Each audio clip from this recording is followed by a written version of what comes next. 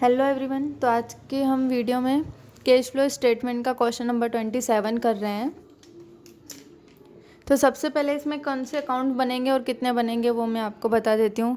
तो हमारा पैटर्न्स तो हम बनाएंगे नहीं, plant and machinery, land and building, then investment, debenture discount, equity share, general reserve, PNL, 9% debenture, provision for taxation.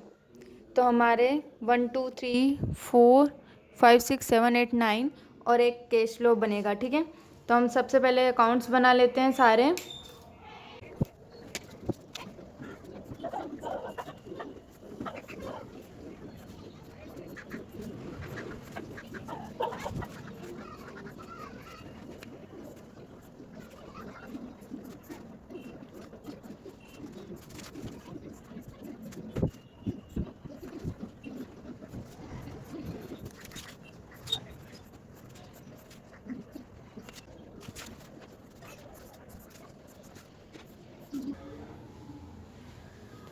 अब हम अकाउंट्स के सारे नाम लिख लेते हैं।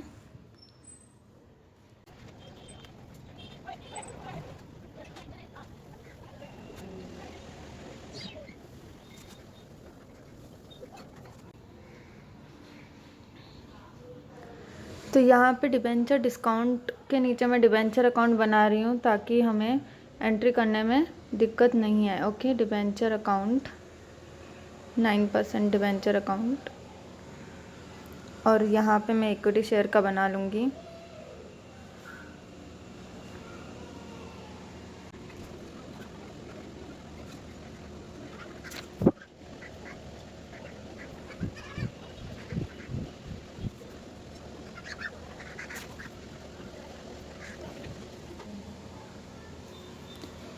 तो यहाँ पे हमने सारे अकाउंट्स बना लिए हैं। अभी हम सबकी ओपनिंग और क्लोजिंग एंट्री कर लेते हैं। जो भी एसेट्स हैं उन सभी का जो भी बैलेंस ब्रो डाउन होगा वो यहाँ पे लिखेंगे डेबिट में, और बैलेंस क्रेडिट डाउन यहाँ पे। ठीक है, और जो भी यहाँ पे लाइबिलिटीज़ में जो भी हैं वो उसका बैलेंस ब्रो डाउन हम क्रेडिट में लिखेंगे, बैलेंस क्रेडिट डाउन यहाँ पे। ठीक है,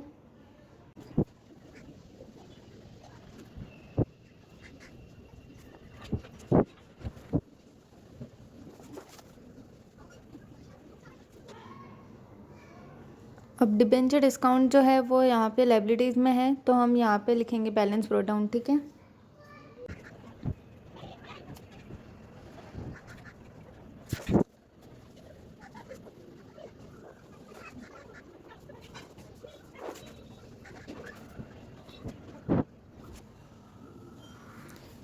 अब कैश फ्लो में भी हम लिख देंगे a cash flow from operating activities, भी हम यहाँ पे लिख देंगे।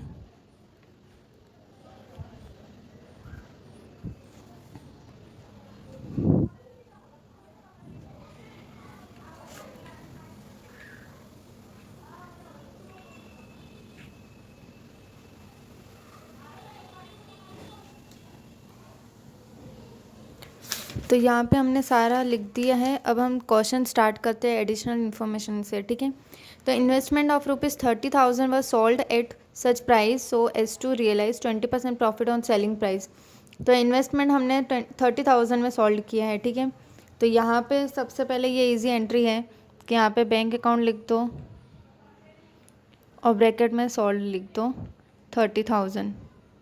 ठीक है, और जो डिफरेंस आएगा वो बैंक अकाउंट यहाँ पे आ जाएगा, वो परचेस होगा और उसकी भी हम एंट्री करेंगे। ठीक है, और सेकंड एंट्री होगी कैश फ्लो स्टेटमेंट में कैश परचेस की और सेल की भी। तो पहले हम ये अकाउंट क्लोज कर लेते हैं। 30,000 प्लस 1,25,12,500, 1,42,500 माइनस करेंगे 1,20,000, 22,500 आया, वो हमारा बैंक अकाउंट परचेस हो जाएगा, जो कि हम इसके एंट्री कैश फ्लो में करेंगे। अब सेकेंड एंट्री भी हम कैश फ्लो में करते जा रहे हैं। तो जैसा कि आपको पता है कि जो भी हम सबसे पहले जो इन्वेस्टमेंट होगा वो कैश फ्लो इन्वेस्टिंग एक्टिविटीज़ में आएगा, ठीक है। इन्वेस्टमेंट है, इन्वेस्टिंग एक्टिविटीज़ में आएगा। अब जो हमने सोल्ड किया है वो प्लस होता है, जो हमने परचेस किया है वो माइनस होता है, ठीक है। पर सोल्ड की एक कंडीशन है कि 20% प्रॉफिट हमने सेलिंग प्राइस पे सोल्ड किया है, तो उसको हम कैसे करेंगे। तो यहाँ पे मैं इन्वेस्टिंग एक्टिविटीज़ इन्वेस्टमेंट का नोट्स बना देती हूँ। तो इन्वेस्टमेंट, तो मान लो कि सेलिंग प्राइस 100 है, तो प्रॉफिट उस पर कितना दिया हुआ है 20, तो 80 हमारी क्या हो जाएगी कॉस्ट प्राइस, ठीक है। तो अगर कॉस्ट प्राइस यहाँ पे कॉस्ट प्राइस अगर 80 है तो सेलिंग प्राइस कितनी है 100, तो कॉस्ट प्राइस हमारी यहाँ पे कितनी है, सोल्ड की है 30,000 में, तो सेलिंग प्राइस कितनी हो जाएगी, तो 30,000 इंटू 100 डिवाइड बाई 80, 37,500 जो होगा वो हमारा सोल्ड प्राइस आ जाएगा, सेलिंग प्राइस, ठीक है। तो वो हम यहाँ पे लिखेंगे सेलिंग प्राइस, सिर्फ हमें लिखना है इन्वेस्टमेंट प्लस में 37,500 क्योंकि वो हमने सोल्ड किया है, और हमने परचेस किया है वो हम माइनस करेंगे, माइनस 22,500, ओके। तो इसके हमने दोनों एंट्रीज कर दी है इन्वेस्टमेंट की। अब नेक्स्ट हमारा पहला पॉइंट ख़त्म हो गया, हमने दोनों एंट्री भी कर ली है।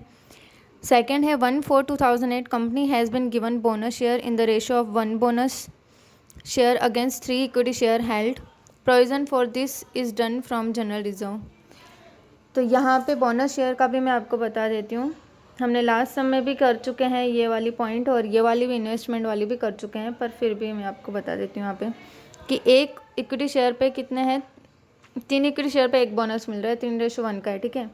इक्विटी शेयर पे 3 है तो बोनस शेयर 1 मिल रहा है, ठीक है। तो इक्विटी शेयर हमारे पास हैं कितने एक्चुअली में 4,50,000, तो उस पर कितना मिलेगा, तो डायरेक्टली डिवाइड कर देना है 4,50,000 डिवाइड बाई 3, तो 1,50,000 के जो है हमारे पास बोनस शेयर होंगे, जो कि किस में जानने हैं, जनरल रिजर्व में। तो बोनस शेयर की जहाँ पे भी हम एंट्री होगी वहाँ पे लिख देंगे जनरल रिजर्व 1,50,000।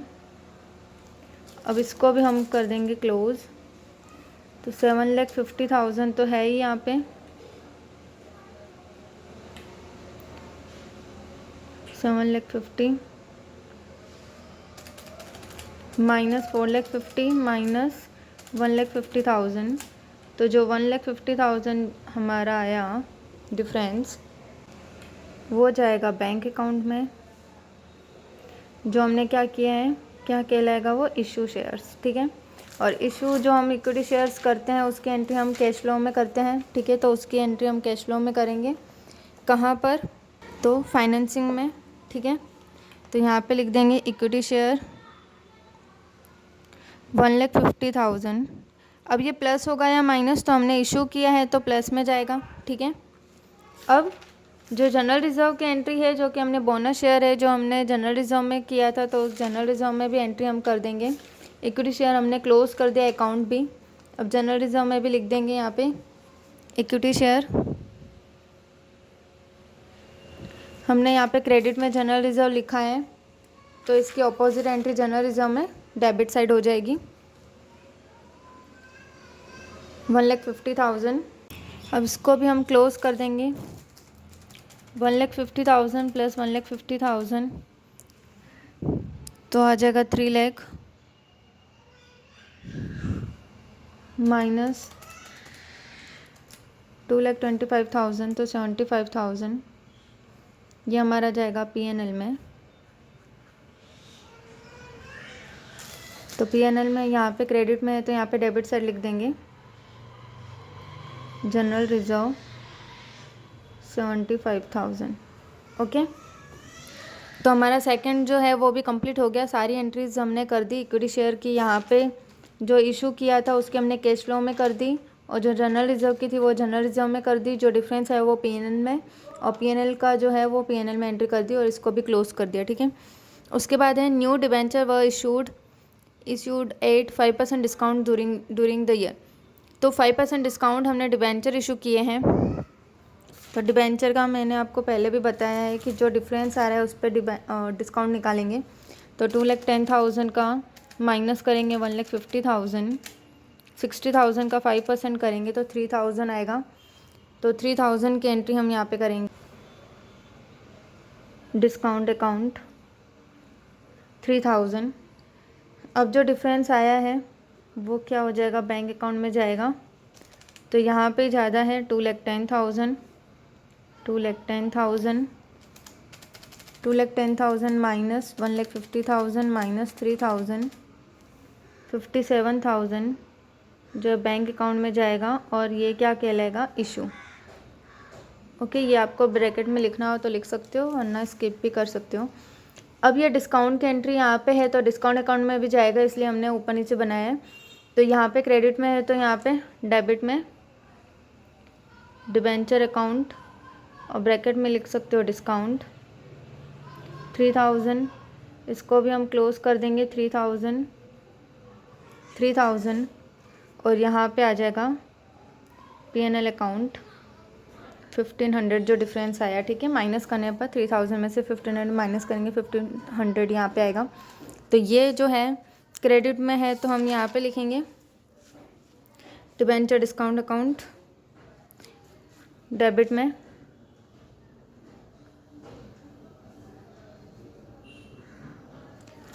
तो यहाँ पे डिबेंचर डिस्काउंट की ये वाली तो हमने एंट्री कर दी।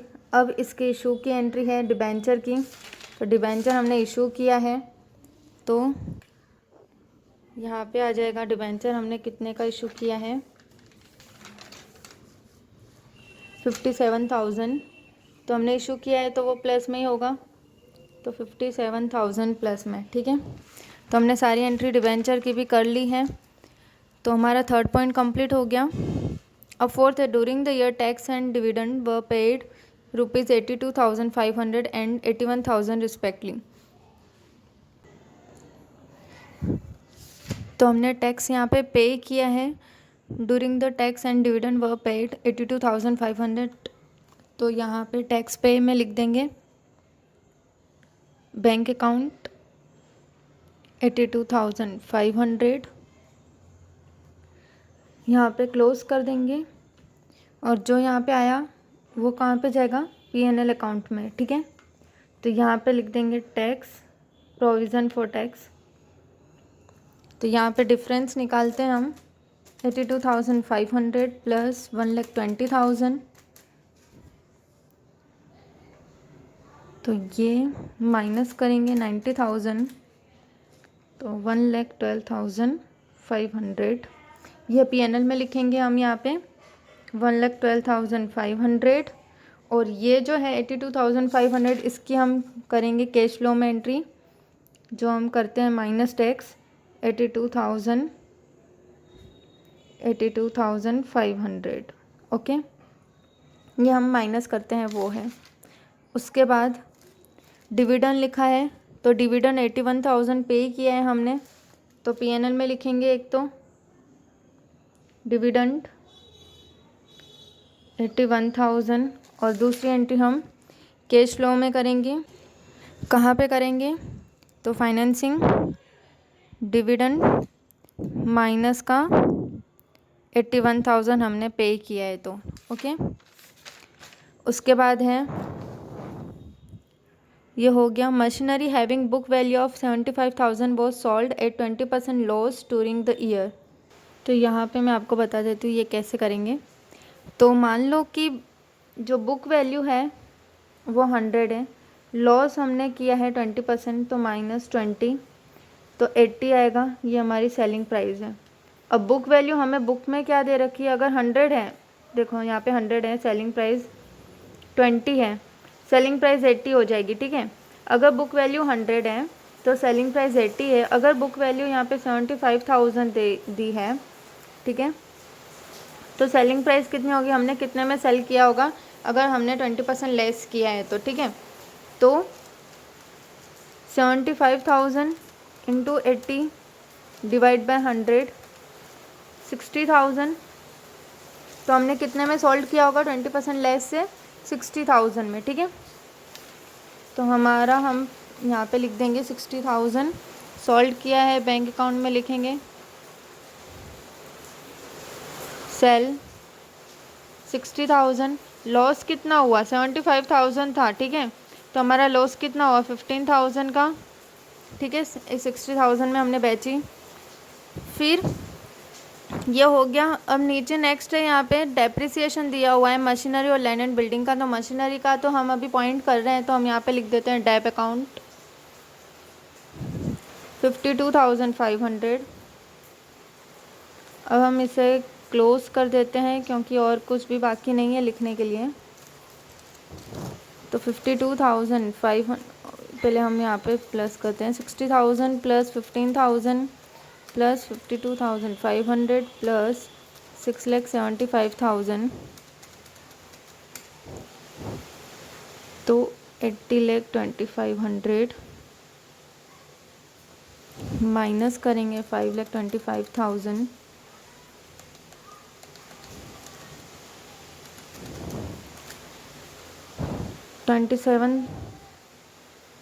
$2,77,500। यहाँ पे भी बैंक अकाउंट, बट ये क्या हो जाएगा, परचेस हमारा, ओके। अब हम इन दोनों की एंट्री किस में करेंगे, कैश फ्लो स्टेटमेंट में, ओके। तो कैश फ्लो स्टेटमेंट में हम कहाँ पे करेंगे, इन्वेस्टिंग एक्टिविटीज़ में। तो हमने प्लांट क्या किया है, पहले परचेज सोल्ड किया है, तो 60,000 यहाँ पे सोल्ड में प्लस करेंगे। और प्लांट हमने परचेज किया है -27, 2,77,500, ओके। तो यहाँ पे हमारा पूरा कंप्लीट हो जाता है। अब हम जो बच रहा है वो हम क्लोज कर देंगे अकाउंट्स।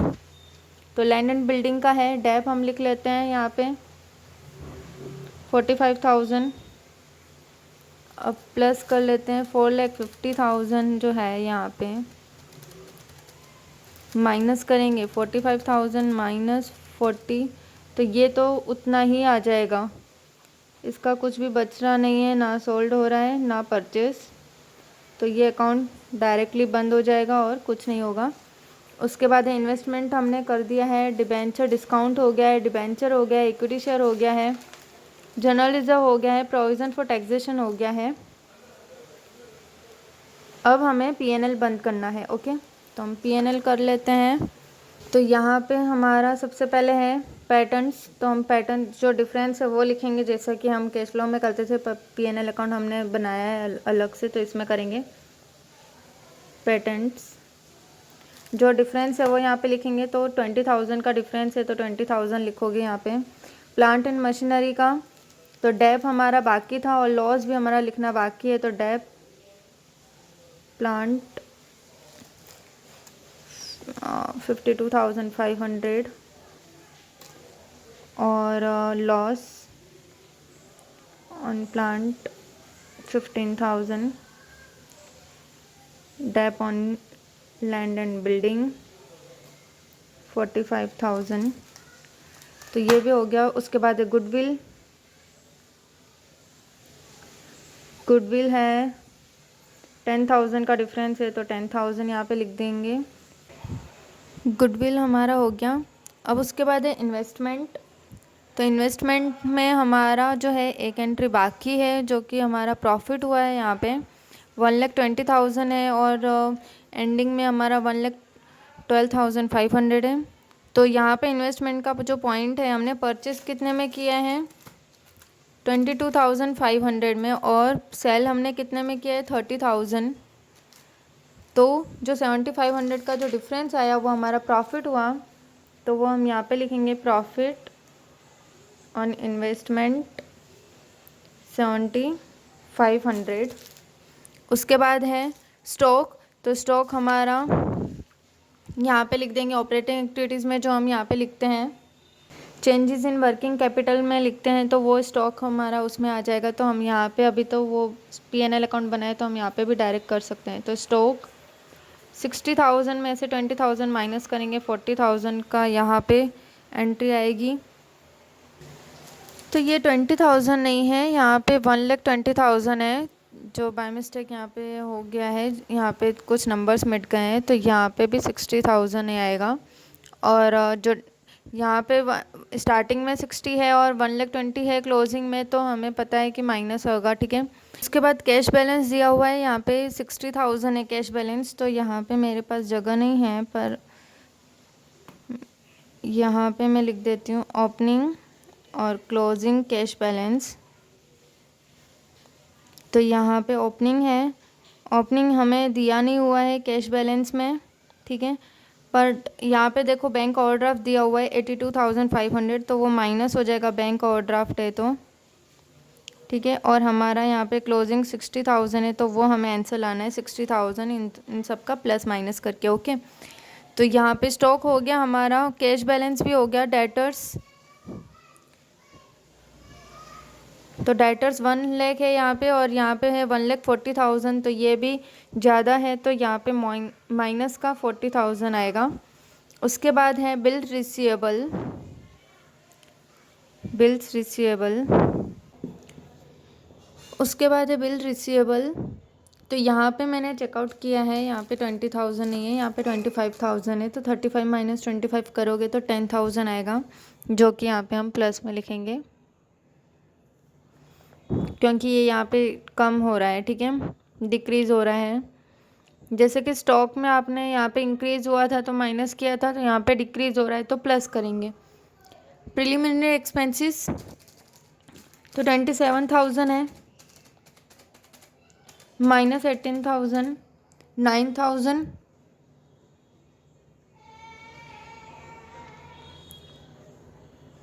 ये भी क्या हो जाएगा प्लस। सॉरी, प्रिलिमिनरी एक्सपेंसेस जो है वो वर्किंग चेंजेस में नहीं आता है, जो कि हम पहले यहाँ पे लिखते थे, इसलिए मैंने यहाँ पे लिख दिया एक्टिविटीज़ में। बट हमने पीएनएल अकाउंट बनाया है, हमने यहाँ पे ऑपरेटिंग एक्टिविटीज़ नहीं कर रहे हैं, तो प्रिलिमिनरी एक्सपेंसेस जो है हम यहाँ पे लिखेंगे, ठीक है। तो 9,000 यहाँ पे आ जाएगा। उसके बाद है डिबेंचर डिस्काउंट, तो हमारा हो गया था, इक्विटी शेयर हो गया, जनरल रिजर्व हो गया, पीएनएल हो गया, 9% डिबेंचर। क्रेडिटर्स जो है वर्किंग चेंजेस में आएगा, तो वो हम यहाँ पे लिख देंगे क्रेडिटर्स। 1,20,000 है, माइनस करेंगे 90, तो 30,000 जो आएगा वो क्या है, यहाँ पे कम हो रहा है तो माइनस में जाएगा। बिल्स पेएबल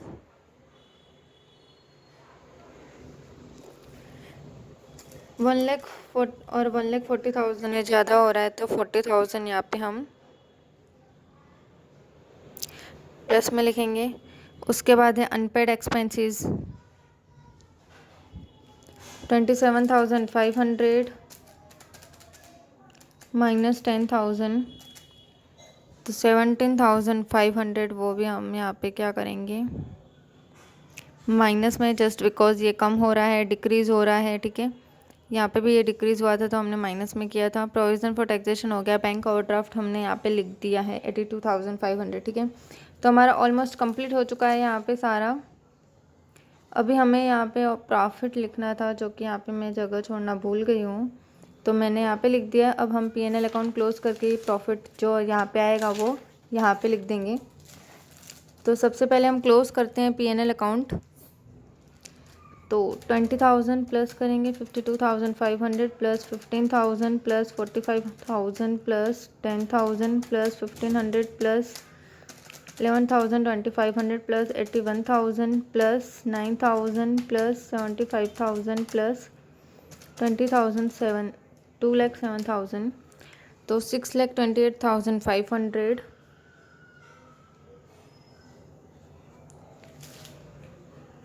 6,28,500 ये हमारा आ गया। माइनस करेंगे 222,000 minus 7,500,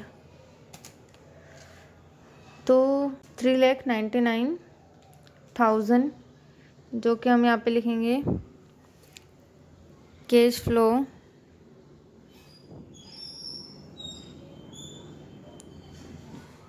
transfer to cash flow. Okay, तो यहाँ पे प्रॉफिट लिख देंगे 3,99,000।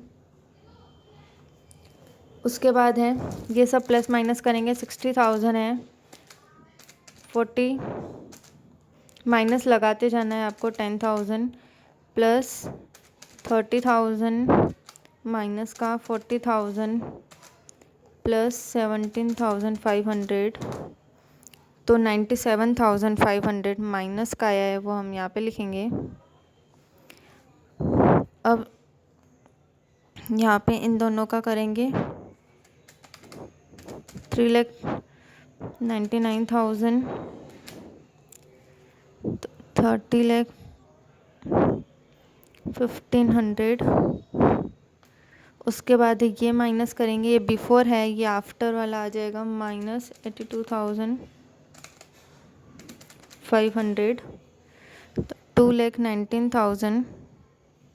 ये हमारा आ जाएगा ऑपरेटिंग एक्टिविटीज़ का।